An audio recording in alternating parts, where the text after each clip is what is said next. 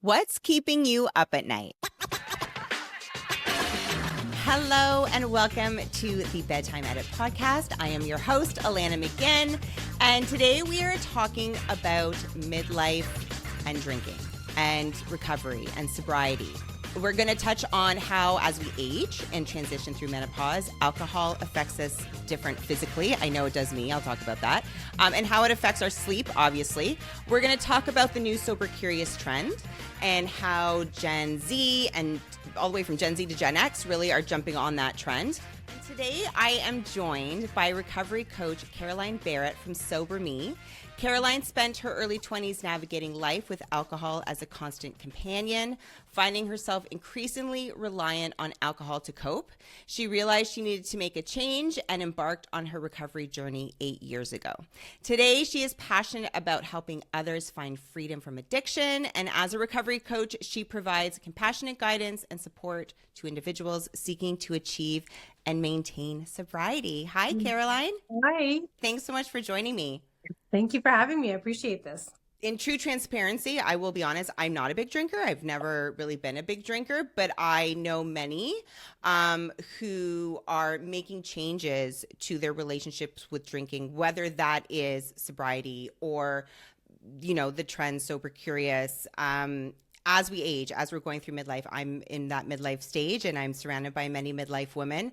A constant conversation we're having is that shift of how alcohol now affects us physically, mentally, that maybe it didn't in our 20s. This is what you do. You're helping people as a recovery coach, but can you first share a little bit about your journey with drinking and sobriety? Sure can.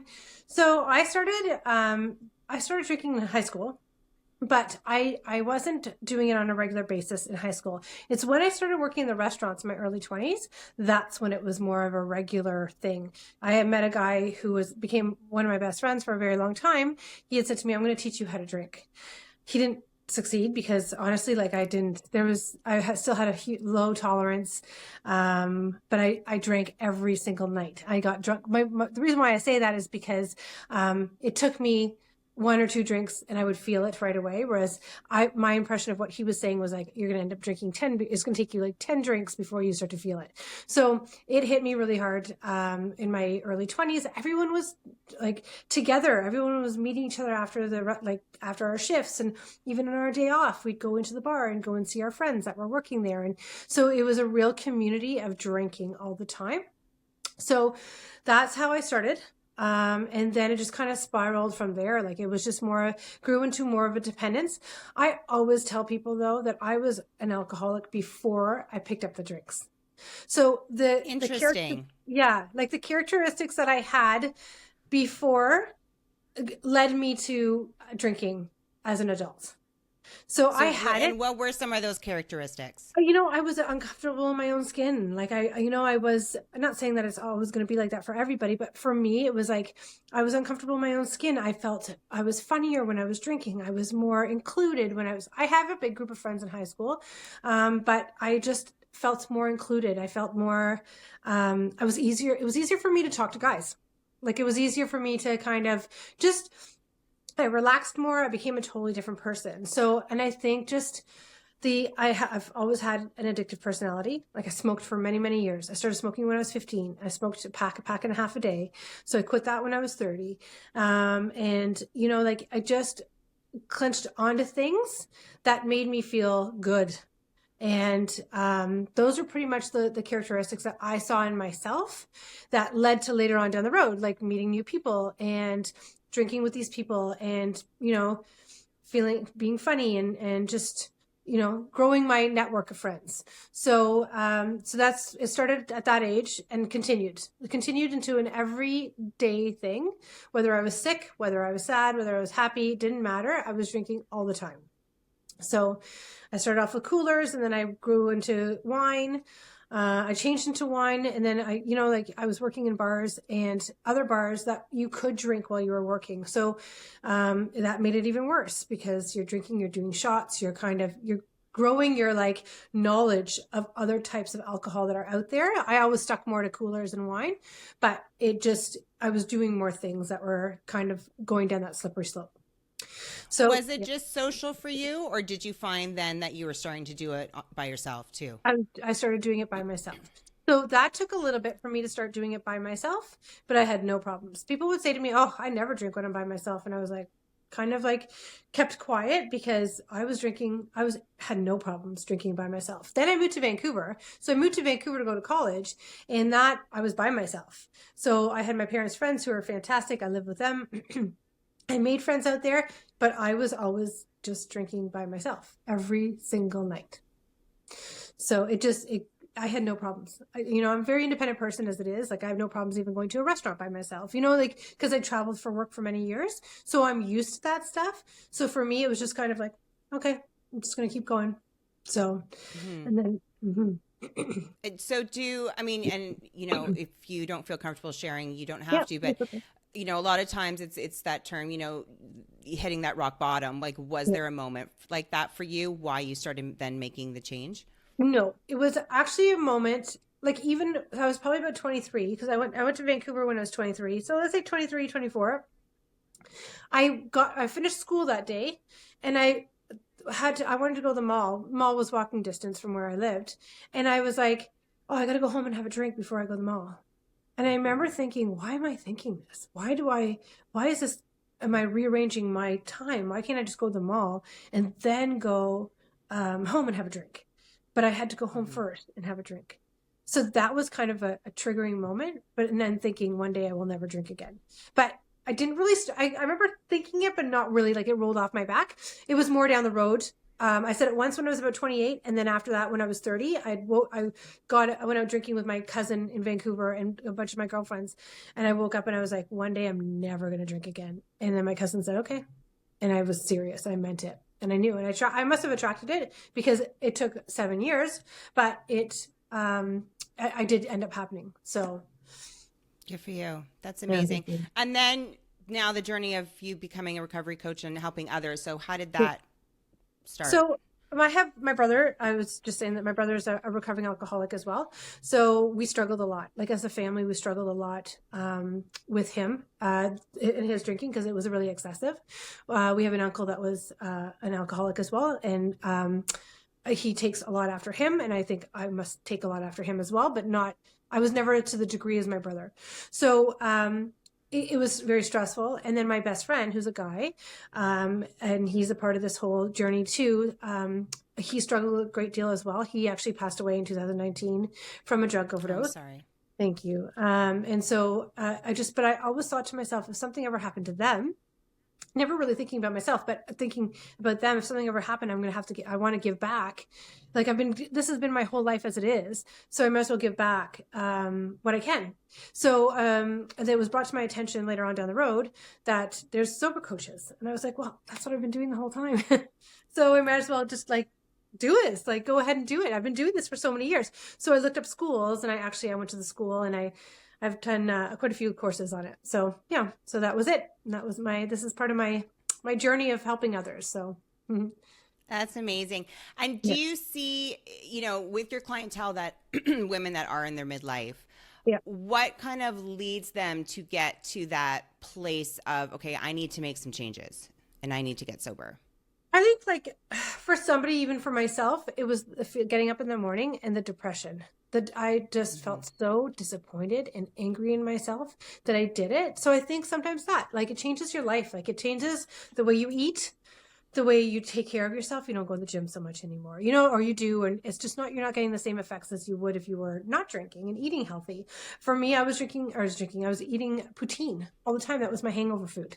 So, and I've only had it twice in almost 8.5 years since I've been sober, but because I just craved it because I was just, it's been a while. So, that's those things like that, like just your life, and it affects relationships. It really affects relationships a lot of the time. And like relationships with your husband, your wife, your kids, your parents, your siblings, anyone at work, even work as well. So, just going through all that stuff, it's an eye opener.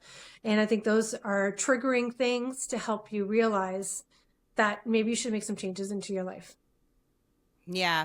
I know for me, again, I mean, it's not that I drink often, but when I do drink, for me, as I'm getting older, I know for me, I notice the physical differences, like what I can and can't handle anymore.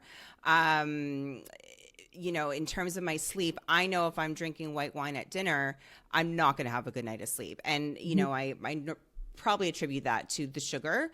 And it probably does affect my blood sugar levels. But I commit if I'm going to have a glass of white wine, I know that I'm not going to have a good night of sleep. If we're talking about sleep, it definitely affects it. So I know for many women in that, as we get older in that midlife space, in how it affects the health, which leads me to the whole sober curious trend. So as someone who is in recovery, what are your thoughts on individuals who perhaps don't need to get sober because it's an issue in terms of alcoholism, we'll say, but it is, something that they're kind of like a trend that I don't want to say jumping on, because I respect people who are doing it. But like, how does someone in recovery feel about the trend of sober curious?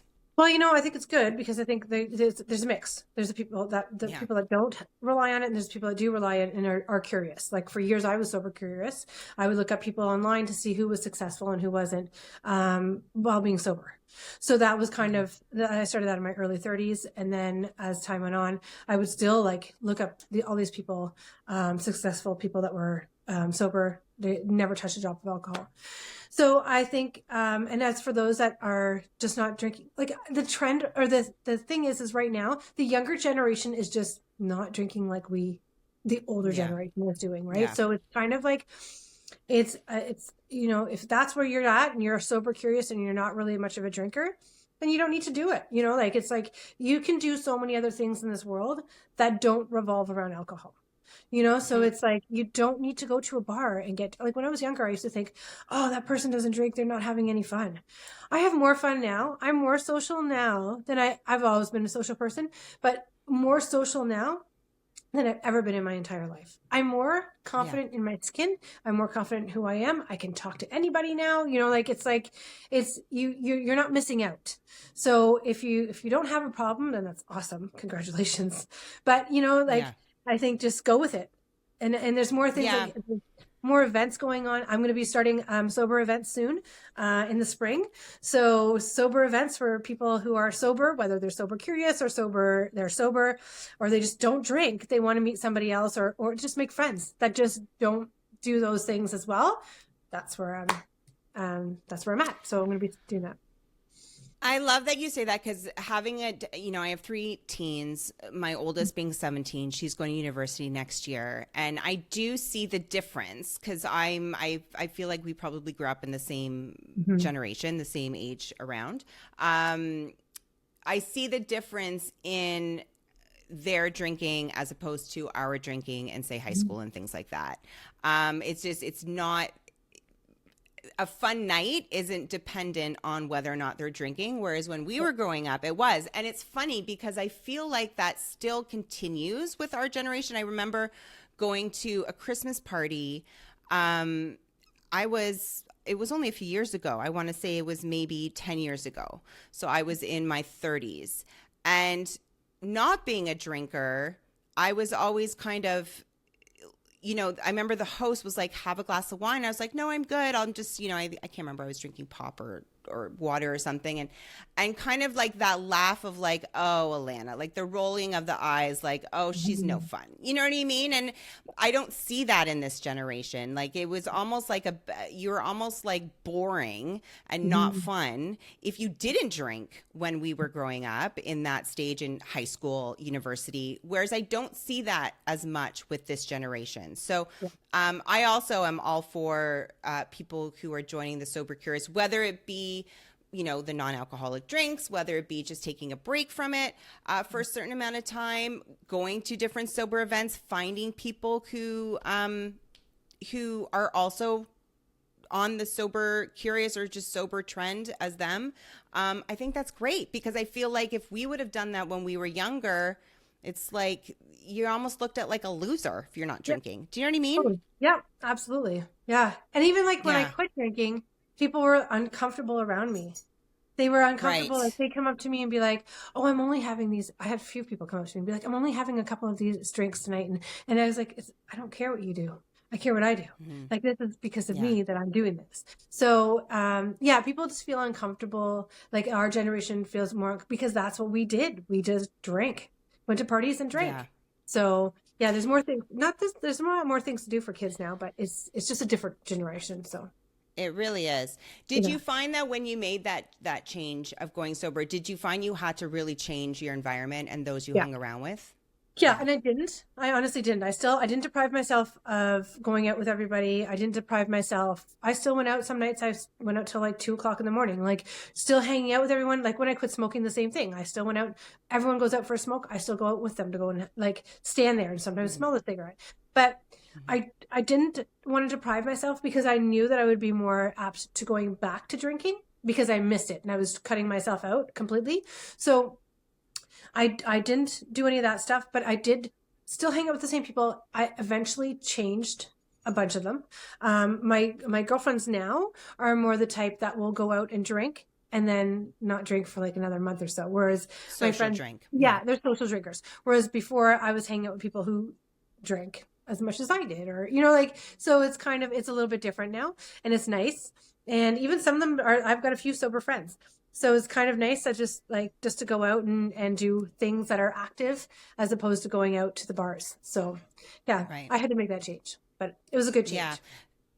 That's good. That's good to hear. And so if a woman is kind of at that stage of, okay, I need to make some serious changes Yeah. in my life in terms of my relationship with drinking, what are some first steps that you feel that she should do? Seek support groups. I think support groups are really good. So not everyone wants to do a support group like an AA or an NA, but I did it. I did it because I went in with my brother to support him. I was still drinking for the first 6 months, and then eventually I changed. I was like, I was mad at myself because I was supposed to quit September 1st. I didn't quit till September 10th that year. And, cause I was making excuses. I was like trying to put it off. And then, but the support groups are really good for me. Like he stopped shortly after that and I continued.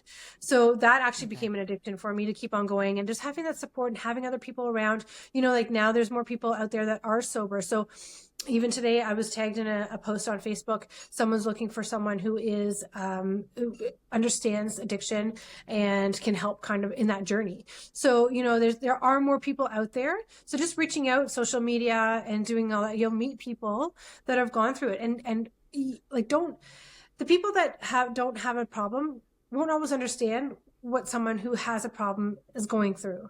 So Hmm. sometimes there's That's judgment, like sometimes anything there's in life, right? yeah, Unless you go yeah, through it in life, you just don't get it. you Yeah. don't get it. It's just like death. Like you don't realize until someone dies exactly how it feels. And people say things to you and you're like, what'd you say that for? But they haven't lost somebody. So it's like, Hmm. yes, try and seek those people that are going through the same things. And then it'll grow. Like you'll meet more people and there'll be more events and there'll be more things to go to, in order to kind of keep on track and set goals for yourself. Set goals, but you need somebody to help you, make you accountable for those actions. So seeking someone maybe in a support group or someone else who is sober will help you be accountable for your actions. Yeah, and have those conversations. Mhm. We had a past episode on divorce, and so I'm noticing kind of a trend. I think in a lot of the topics that I'm going to be talking about on this podcast is these topics are kind of they're shunned, and there's this Mhm. stigma surrounding them where people don't want to say, I am in recovery or I am divorced, and I think that these conversations are important. Not to say that you need to go screaming from the rooftop if you don't want to, but Yeah. having open conversation about it will attract others who are going Mhm. through it, and that support is so important. Hmm. Yeah, and there's like people now that like Mel Robbins or Gabby Bernstein that like kind of like they've been so open about their experiences in life that for them sharing their experiences in life, it allows you to kind of like it's not so it's more like you can do the same thing basically is what I'm trying to say. Is like they've kind of opened the door for people to realize that it's okay to talk about this. Yeah. Like you're not the only one Yeah. going through divorce. You're not the only one that's in recovery or is struggling with alcohol or drugs. It's just, you got to find the right people to Yeah. speak to. Sometimes it takes a bit, but you will. And what if you're someone who is watching someone go through this? So, and Yeah. like, what steps should that person take to help that individual, like you did with your brother, right? Yeah. So, Unfortunately, you can't do much until they hit rock bottom. You can be there as a support, and like there's only so much you can do as a family or a friend. But like I said, they have to do this on their own. Basically, it's like if you want to help them, look for support groups or other people, like reach out and just say, hey, like I've got this person here that is doing this, like someone like myself who's a recovery coach. Why don't you speak to her? Or, like there's like, be there and listen to what the person has to say. Like, withhold the judgment, basically, is what it is. Just withhold that judgment so that person feels comfortable enough to share as much as they can for you to help them get the help. Because sometimes people can do it on their own, but sometimes they just need somebody to kind of push them a little bit and then go, like, they need somebody to hold their hand to get them to where they need to be. Yeah. And I think too, as you said, like start off by educating yourself on that might help you kind of withhold that judgment and also be open about what you're going through on your end so that you can surround yourself with others who have been able to support others that have gone through it and support and learn from each other for sure.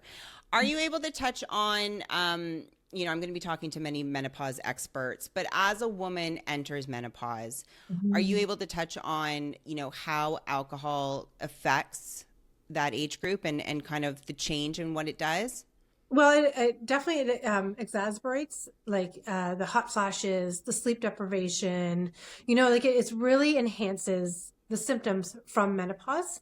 And like the sleep deprivation is really big. So for years, as I was getting older for myself, I didn't hit menopause at a young age, but I was probably perimenopause at that time. And, just going to sleep, I would go to sleep and pass out to about 1:30 in the morning, wake up, and then I would go back to sleep, or I just wouldn't sleep at all. So it really, really affects your body when you're drinking.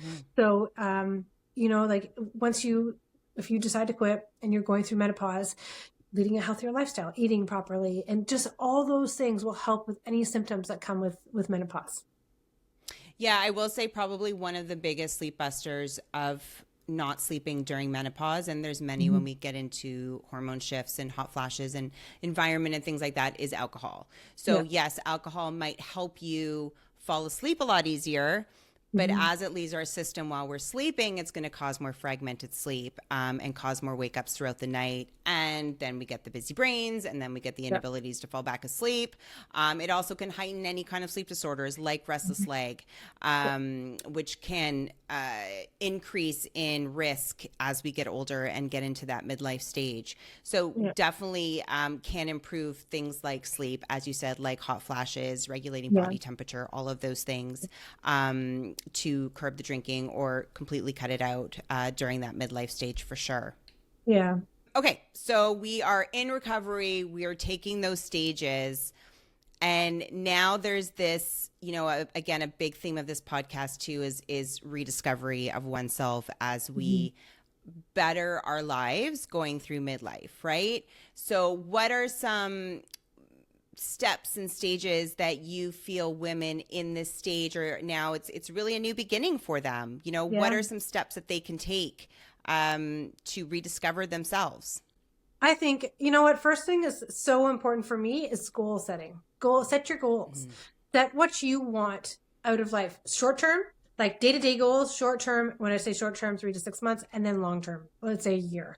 Journaling, mindful practices, I started meditating. For me, that was really big. And that helped me. I'm really ADD. So for me, it just kind of balanced me out a little bit more. It didn't change any much, but it was a better calming start to my day, as opposed to when I would wake up in the morning and I would be upset with myself because I drank too much. So really, and also rekindling any old interests. I'm really artsy. I kind of put that aside for a long time, and now I'm starting to really get back into the arts. I love going to art galleries, and like fashion's really big for me. So I really kind of, and I go to other like the fashion shows in Toronto, and do the runways and just all the fun stuff that for me is super fun, and really, Also, Finding joy, right? Finding joy finding joy. in our day to day. And it could be in a small way. It could be going to a fashion show. It could be any Yeah, way. But yeah, anything. finding that joy and I happiness. walk every day. So I live on the water. So I walk every day along the beach here in Burlington. I do 5K in the morning and then I do 5K sometimes at night if I have time. But I do that. And I think that's so good. It's grounding for me. It's that self-care for myself. And, and I do anything that will kind of like ground me and make me feel like as you get older, I think you just appreciate those things because I just want to be zen in a way, just kind of like balanced and now like for myself, I just quit eating sugar. So that's Good also for super, you. I need to that's do hard. It's super hard because I was I eating need to so do much that. sugar and I was gaining weight and I was like, this is getting out of hand. So now I'm trying to do the no sugar. Sometimes I'll have a little bit of sugar, but that is really my mindset. I've noticed a big difference in my mindset with no sugar as well. Yeah, a few things too with self-care. I think often when we think of self-care, we're thinking of, facials and getting our nails done. Yeah. And yes, that's all part of self-care for sure. But a big part of self-care is just making adjustments to your normal lifestyle activities. So like with you, nutrition, cutting out sugar, oh my God, why can't I say the word? Incorporating more physical activity into your day, curbing social media maybe a little bit, right? Auditing your news feed, time boxing when we check when we check in with social media and when we don't. So self-care is a lot more than just that massage, which everyone should put time in for a massage for sure. I agree. But I think that's important. And same with meditation. I love that you mentioned walking because walking is a big part of my life too. It's something that I've actually done since I was a teenager. We're both in Burlington, so I'm looking out at the mountains and mountains of snow right now. So walking has not been a part of my life for a couple of weeks, and I'm feeling it. I'm getting a little squirrely. But for me, that's my meditation. I think often when we hear the term meditation or mindful thinking, that in itself can feel overwhelming because it's like something new we have to learn that maybe we're like, I can't fit that in my day. But I think it's important to, like you said, walking for you is your zen. It's how you ground yourself. Walking, it could be the simple act of crafts, as you said, you're getting back into art. So could it be painting or crafting or baking or cooking? Just allowing yourself to do a calming activity that brings you joy, that brings you that happiness that I think we all need to put more into our lives daily. That just allows us to be in a more grounded and present state of mind. That in itself could be meditation. Yeah. I think that's important. And sure. one thing too is boundaries. So I've learned boundaries. Speak to that. I love that I'm you a said yes that. person. I'm always like, yes, I can help you with this. Yes. And then I spread myself out so thin. So I've learned boundaries and like red flags. Those in the last 4 years, I've really been more alert to all that stuff, and I'm happy because now I am more open to saying no. I can't do that. I have to focus on me, and I don't need to explain to anybody. So just saying no. That's all you have to do. Say no. So boundaries are really important. Very, very important. I'm nodding and smiling so hard during this because that is something that I have worked so hard on in this past year is setting those boundaries. And again, time boxing my time for me. So yes, boundaries for sure is huge. And I do feel that as we get older, more and more women are understanding the importance of setting those boundaries and setting those limits for our own space, which is, regardless of what you're going through, I think is so, so important. So yes. Well, this was lovely. What's one piece of advice that you would give to a woman listening right now who is perhaps considering going sober, getting into recovery? What would you recommend to them? Do it. Do it. Absolutely do it. Like it's the best thing you're ever going to do for yourself. So go in full force. Don't take baby steps. Just go right into it. And honestly, like it's the best thing you're ever going to do for yourself. Like I said, look up, if you want to do support groups, go look up support groups. There's also social media where you can find other people who are sober. One of a friend who is sober, she's doing sober walks. Like there's always something that you can be doing. So just go in there in full force, take a look online, see what there is out there that you enjoy doing, do it. And it's okay. And reach out to you. Yeah. Yeah, and reach out to me. Exactly. So I'm here. Where can everybody do that? So you can look on Sober Me. So it's www.soberme.ca. And then you can always reach me on my email, which is caroline@soberme.ca. But I have a YouTube page as well. So SoberMe11 is my YouTube page where I share parts of my journey, just tips, facts, and also just things that I did when I was drinking and how things that are different now that I'm not drinking. So I try to just share a little bit of everything so people can understand and connect.